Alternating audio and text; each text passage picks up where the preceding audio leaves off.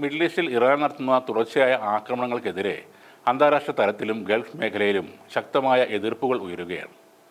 Video conference വഴി ചേർന്ന GCC വിദേശകാര്യ മന്ത്രിമാരുടെ യോഗത്തിൽ ഇറാന്റെ ആക്രമണങ്ങൾക്ക് ശക്തമായ തിരിച്ചടി നൽകുന്നതടക്കം സ്വയം പ്രതിരോധത്തിനുള്ള എല്ലാ നടപടികളും സ്വീകരിക്കുമെന്ന് ഗൾഫ് രാജ്യങ്ങൾ പ്രഖ്യാപിച്ചിട്ടുണ്ട്. Saudi Arabia, UAE, Qatar, Kuwait, Bahrain, Oman എന്നീ 6 GCC രാജ്യങ്ങളും ഈ തീരുമാനത്തിൽ പങ്കാളികളായി. മേഖലയിലെ സമാധാനത്തിനും സുരക്ഷയ്ക്കും ഭീഷണിയാകുന്ന തരത്തിൽ ഇറാൻ നടത്തുന്ന മിസൈൽ, ഡ്രോൺ ആക്രമണങ്ങളെ അപലപിച്ച് ഫ്രാൻസ്, ജർമ്മനി, UK എന്നീ രാജ്യങ്ങളും സംയുക്ത പ്രസ്താവന ഇറക്കി.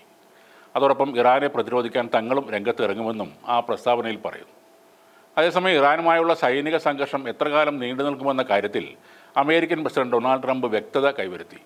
ഇറാനെതിരെയുള്ള അമേരിക്കൻ സൈനിക നടപടികൾ ഏകദേശം 4 ആഴ്ചയോളം നീണ്ടു നിന്നേക്കാം എന്നാണ് അദ്ദേഹം സൂചിപ്പിക്കുന്നത്. ഇറാൻ ഒരു വലിയ രാജ്യമാണെങ്കിലും ഈ സൈനിക പ്രക്രിയ 4 ആഴ്ചയോ അതിൽ കുറവോ സമയത്തിനുള്ളിൽ പൂർത്തിയാക്കാൻ സാധിക്കുമെന്നാണ് താൻ കരുതുന്നതെന്നും ട്രംപ് പറയുന്നു. ഗൾഫ് രാജ്യങ്ങളും യൂറോപ്യൻ ശക്തികളും ഒരേപോലെ ഇറാനെതിരെ തിരിയുന്നത് മധ്യപൂർവേഷ്യയിലെ രാഷ്ട്രീയ സമവാക്യങ്ങളെ മാറ്റിമറിക്കുകയാണ്. ഈ പ്രതിസന്ധി മേഖലയിൽ വലിയ സാമ്പത്തിക പ്രത്യാഘാതങ്ങൾക്കും കാരണമായി മാറും. ഇപ്പോൾ ഇസ്രയേലിലും ഗൾഫ് രാജ്യങ്ങളിലും ആക്രമണം നടത്തിയ ഇറാൻ അതിന് പിന്നാലെ സൈപ്രസിലും ആക്രമണം നടത്തിയതായാണ് റിപ്പോർട്ടുകൾ. സൈപ്രസിലെ ബ്രിട്ടൻ്റെ സൈനിക താവളം ലക്ഷ്യമിട്ടാണ് മിസൈലുകൾ പ്രയോഗിച്ചതെന്നാണ് റിപ്പോർട്ട്. 2 മിസൈലുകളാണ് സൈനിക താവളം സ്ഥിതി ചെയ്യുന്ന സൈപ്രസ് ലക്ഷ്യമാക്കി ഇറാൻ പ്രയോഗിച്ചതെന്ന് UK പ്രതിരോധ സെക്രട്ടറി ജോൺ ഹീലി പറഞ്ഞു. അമേരിക്കയും ഇസ്രയേലും സംയുക്തമായി നടത്തിയ ആക്രമണത്തിന് പിന്നാലെ അവർക്കൊപ്പം ചേരുന്നതായി ബ്രിട്ടനും അറിയിച്ചിരുന്നു. അതിന് പിന്നാലെയാണ് ഇറാൻ്റെ ഈ ആക്രമണം ഉണ്ടാകുന്നത്.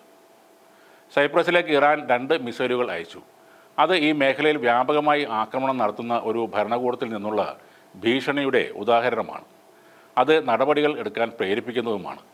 ഇറാൻ ഭീകരവാദത്തെ സ്പോൺസർ ചെയ്യുന്നുണ്ടെന്നും ആണവായുധ പദ്ധതി വികസിപ്പിക്കുന്ന രീതി കണ്ടിട്ടുള്ള ആർക്കും ആ ഭരണകൂടത്തിൻ്റെ സ്വഭാവത്തെക്കുറിച്ചും അത് ഉയർത്തുന്ന ഭീഷണിയെക്കുറിച്ചും സംശയമുണ്ടാകില്ലെന്നും കൂടെ ഹീലി പറയുന്നു. അമേരിക്കയുടെ ഇറാന് നേരെയെടുത്ത നടപടി നിയമപരമാണോ എന്ന ചോദ്യത്തിന് അത് അമേരിക്ക പറയുകയും വിശദീകരിക്കുകയും ചെയ്യേണ്ട കാര്യമാണെന്നായിരുന്നു ഹീലിയുടെ മറുപടി.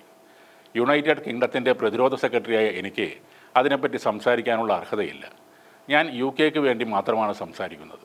UK ചെയ്യുന്ന എല്ലാ കാര്യങ്ങളും അന്താരാഷ്ട്ര നിയമങ്ങൾക്ക് അനുസൃതമാണെന്നും ഹീലി പറയുന്നു.